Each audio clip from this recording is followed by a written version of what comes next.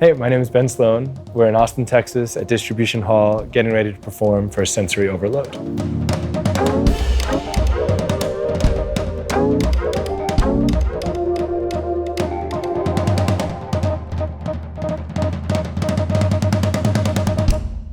My first thought being offered to play this show was just pure excitement.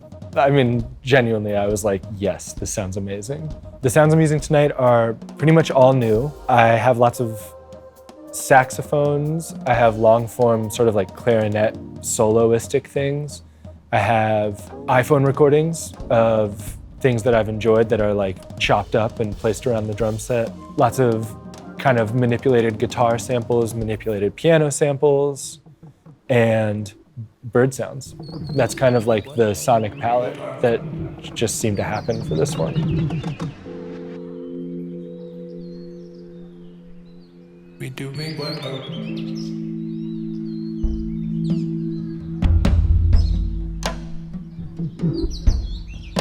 The thing that got me really excited about sensory percussion and immediately drew me in was just blending sounds underneath the drums, and that allowed you to like sort of open up the sonic palette that's available to you as a drummer without bringing your entire studio of percussion equipment.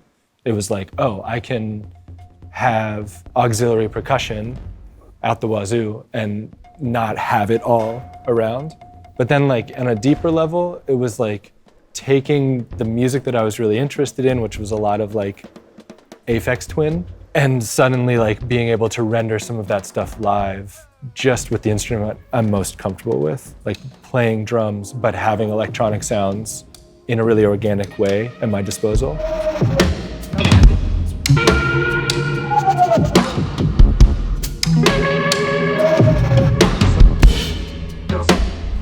In 2018, I started using Sensory V1. I was really excited about it. I think as a drummer that also loves to produce and, you know, make electronic music, do lots of recording, sensory percussion really made a lot of sense. Just like straight away, I was like, that's what I've been missing in my canon of drum stuff. But I think the biggest selling point was Ian Chang, who is like a sensory percussion artist. And he just had used it so beautifully and just like kind of showed the drummer community who were very keen on this sort of thing what's possible. And I was blown away. So I think that that was a big reason to dive into it deeply.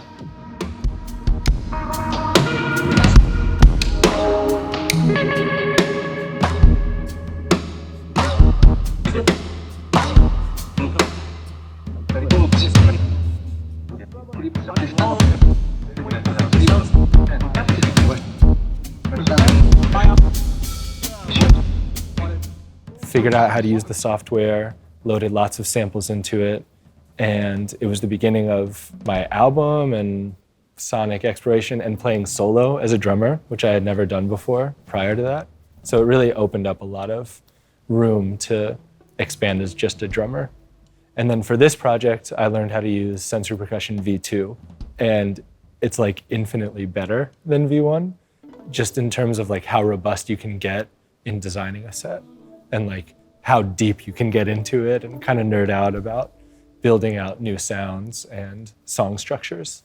My typical setup for sensory is usually one mesh drum, acoustic snare drum, acoustic kick drum, acoustic floor tom. I think the way that sensory percussion informs some of my songwriting is adding elements to the drum set that are sort of outside of my control.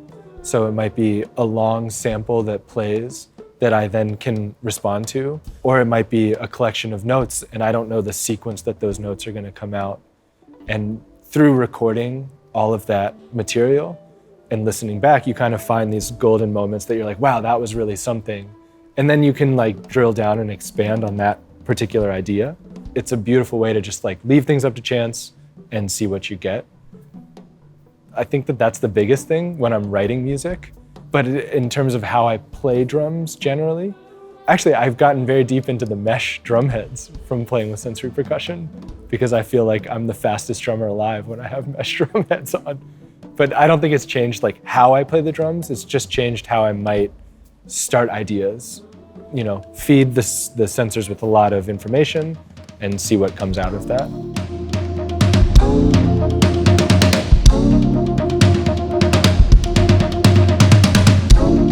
What's really nice about Sensory is that it comes preloaded with a bunch of like really interesting sets and sounds that you can sort of not only play, but then you can go and look and see how things have been built.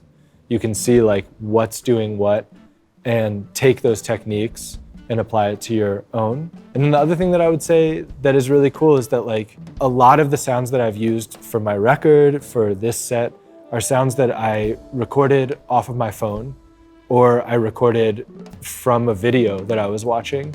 You can like drop those directly into the software and make something out of it. The immediacy is there. So there isn't a huge learning curve to just start making sounds. And if you have a sound that you like and you just put it in to the software and start playing it, it's like instantly exciting. Put your hands together for Ben Sloan.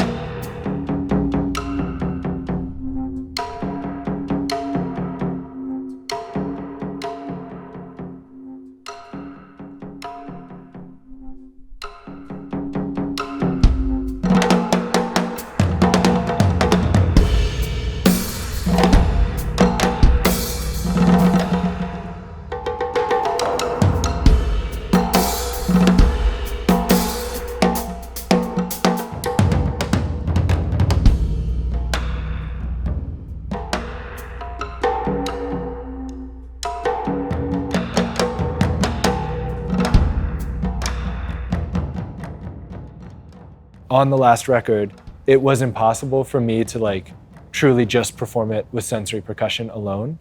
And this software, I found a way to like basically make something that feels like it has an evolution to it or like sort of a narrative to it just with the sensors, which is amazing because I don't have to bring a keyboard, I don't have to bring my microphone, I don't have to bring a synthesizer. It's just like just this, which is pretty sweet.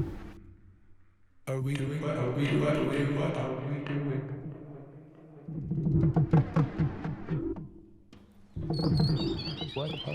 what? Are we doing what?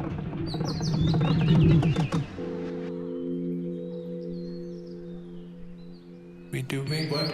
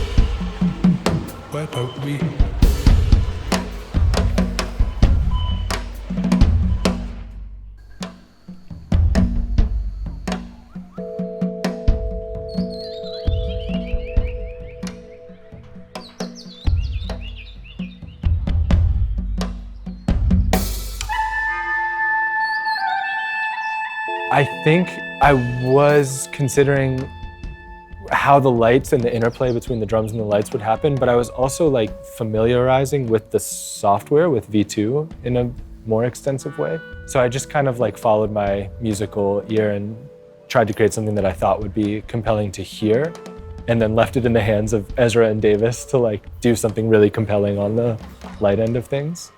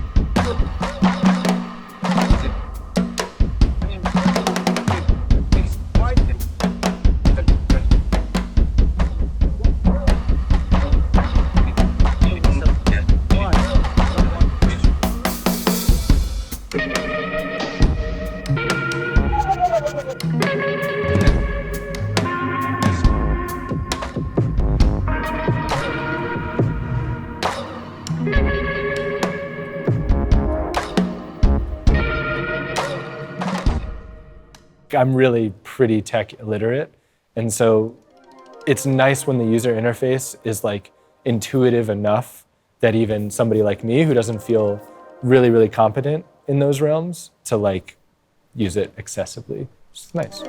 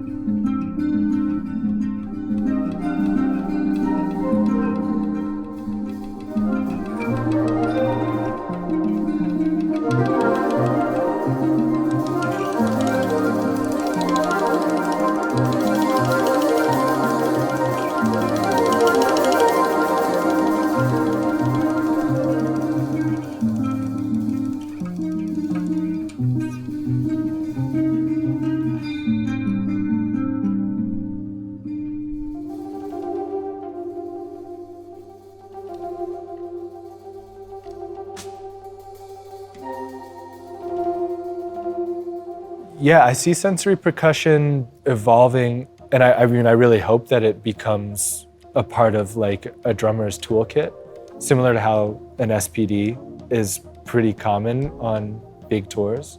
I think that the like sonic capabilities that it opens up are huge, and especially with the merging of electronic and acoustic instruments in like all of popular music, it seems like a really nice way to blend those two without losing the human touch of like performing stuff live. I'm doing a couple tours this year and already building the set with sensory percussion so that there's interplay between the other musicians who are on stage and what I'm doing. And I can use some of their sounds or inform their sounds, manipulate some of their sounds in a live setting. So yeah, I hope it becomes like commonplace. Sensory percussion for life.